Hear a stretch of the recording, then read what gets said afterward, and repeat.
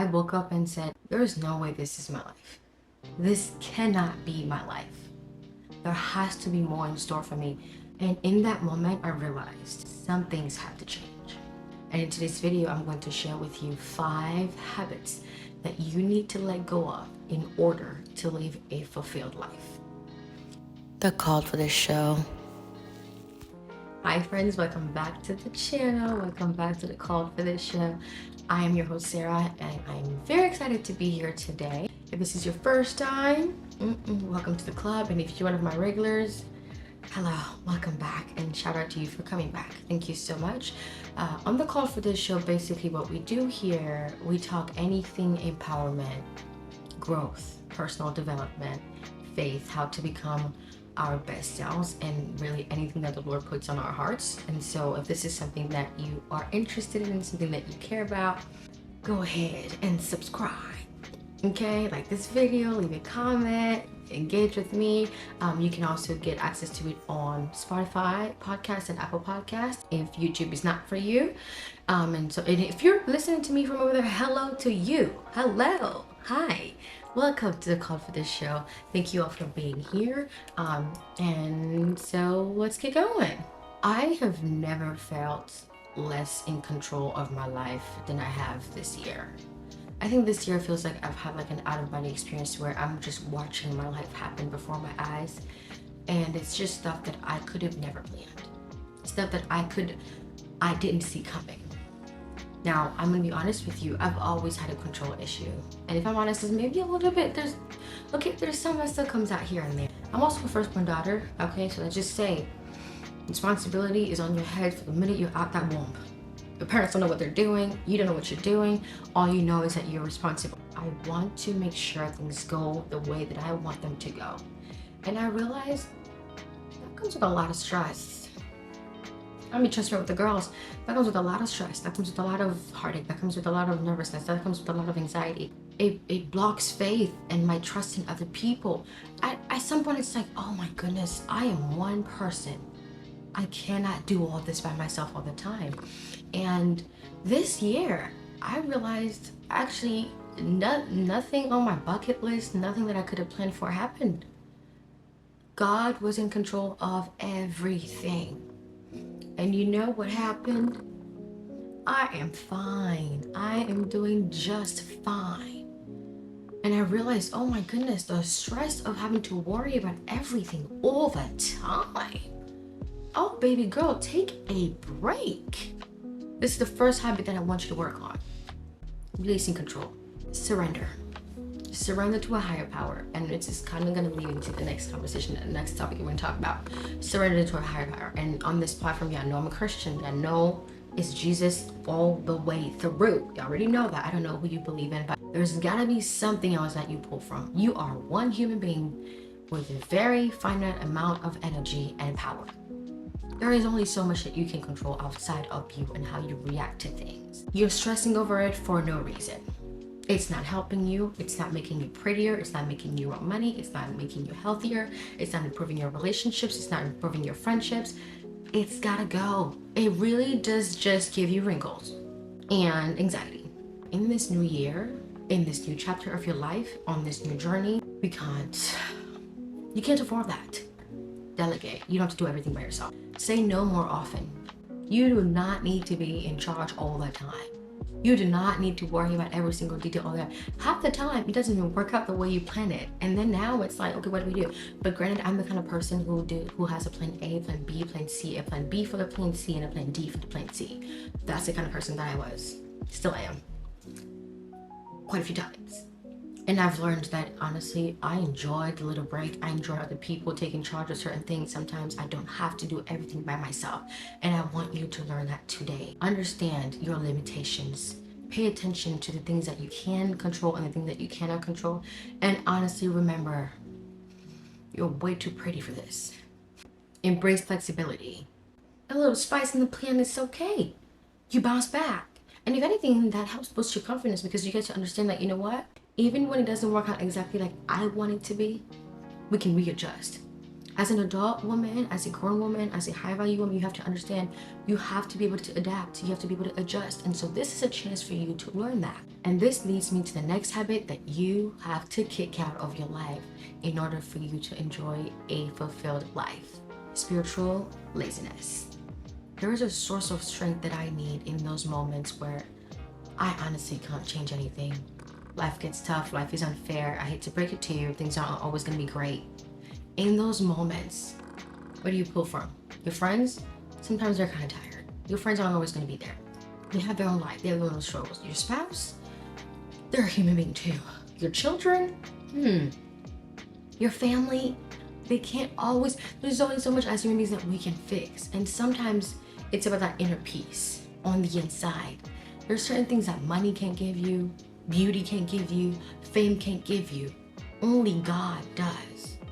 Only faith does. In times where I'm not connected to Him, in times where I neglect my Bible study, my prayer, community time with people of similar faiths, I realize that it's easier for me to feel empty, to fall when things get harder. It's easier for me to slip up into like abyss, into extreme worry when things don't go my way, when things get hard, when things get tougher.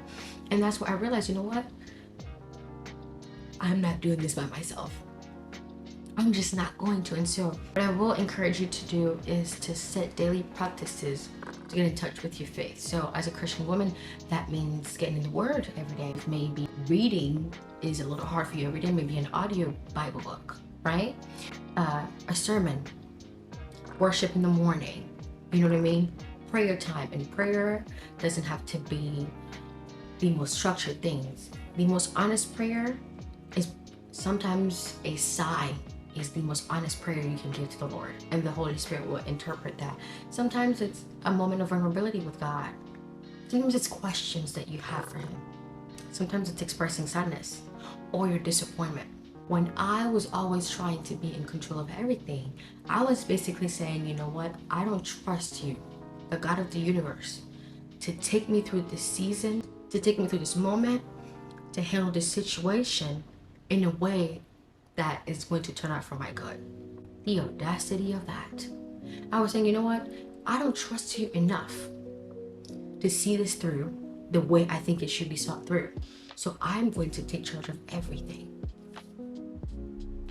Rude, delusional, not the good kind. Community, right? Maybe fellow believers in your faith, right? For some accountability, to rely on them, for some help, for questions that you may have. Feed your soul. You look so pretty, you look so nice, you have all the money in the world, and on the inside, you don't have any peace. How is your life going to be fulfilled? I would say this: if this is something that you've never tried, maybe try. Maybe you just sit down in your bed and like, you know what, God, I might not know who you are. I don't know where to start. Help me out. Trust me. Start somewhere. He'll come through. Habit number 3 that I decided to kick out of my life for a more fulfilled life: lack of contentment.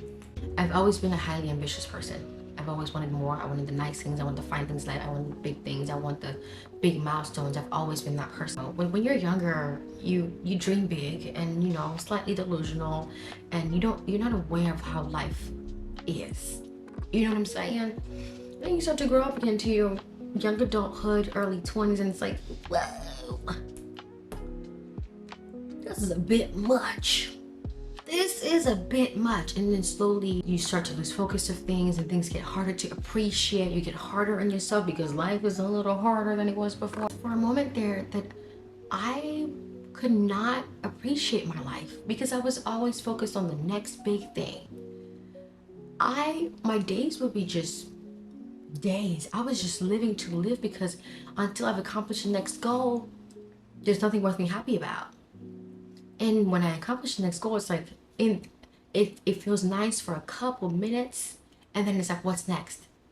There was no time to feel fulfilled. There was no room for fulfillment. There was no room for joy. There was no room for happiness.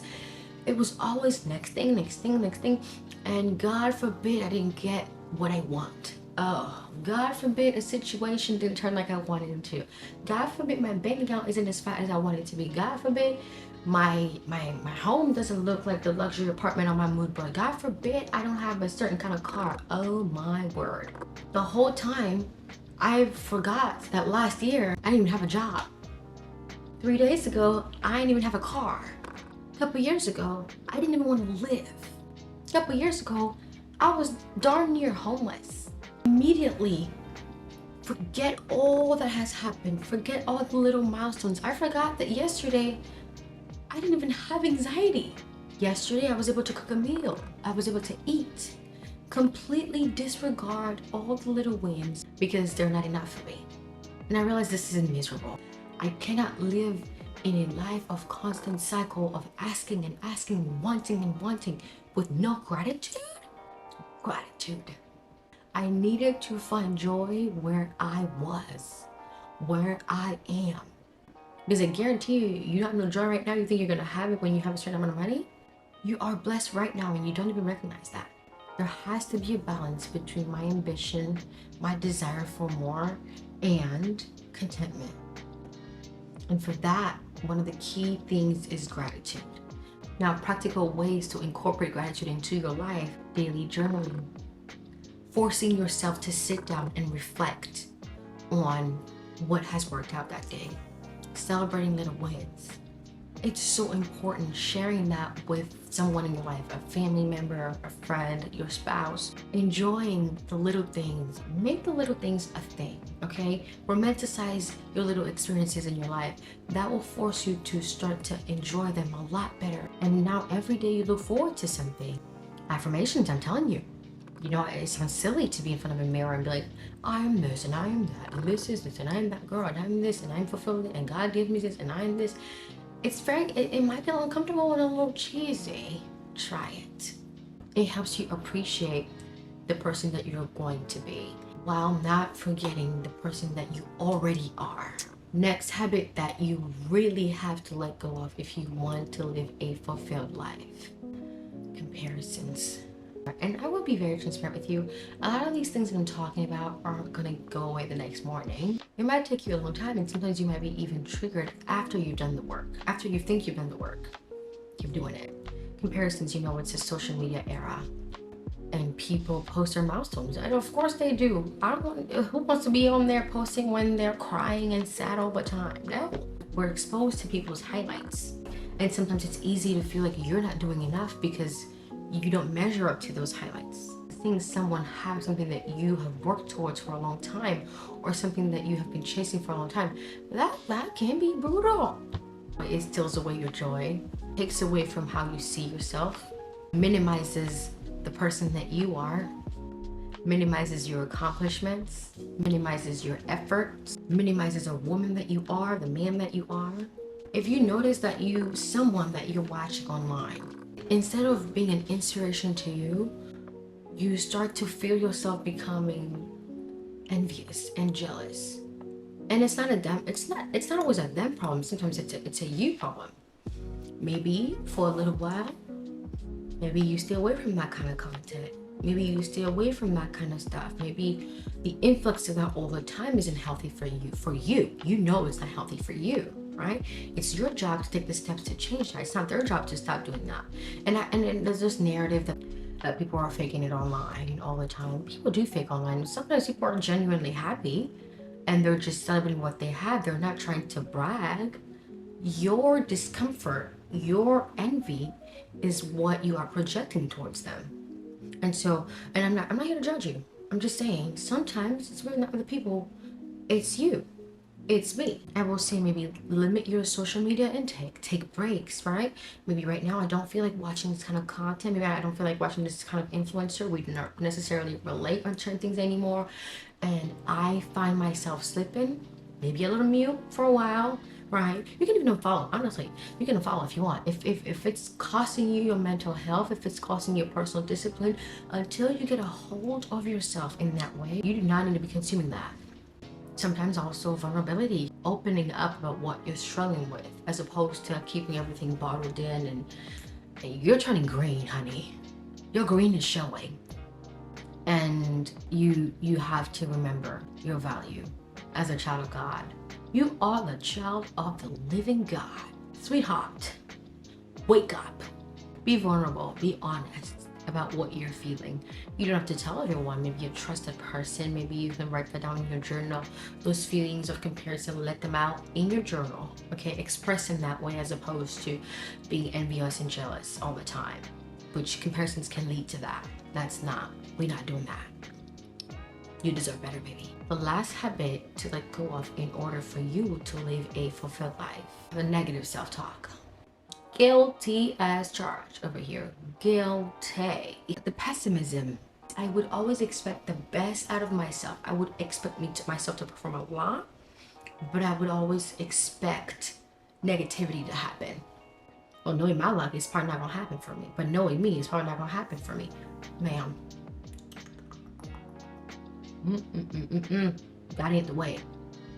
That ain't the way. That negativity. We talked about this in the other video, the video about building confidence, which you can refer to, by the way, after you watch this video, or after you listen to this episode. For the people who are listening on the podcast applications, it's almost like you're setting yourself up to fail even before you start. If you have a goal in mind and immediately before you proceed into trying to achieve that goal, you've already told yourself this ain't gonna work, well, your actions will follow suit. That negativity all the time, baby. We're talking about a fulfilled life here. We're talking about a joyful living. We're talking about a joyful lifestyle. We're talking about a lifestyle of gratitude and brightness. Please, that negativity has to go. If that's always on your mind all the time, there's no room for joy. There's no room for fulfillment. There's no room for contentment. There's no room for peace.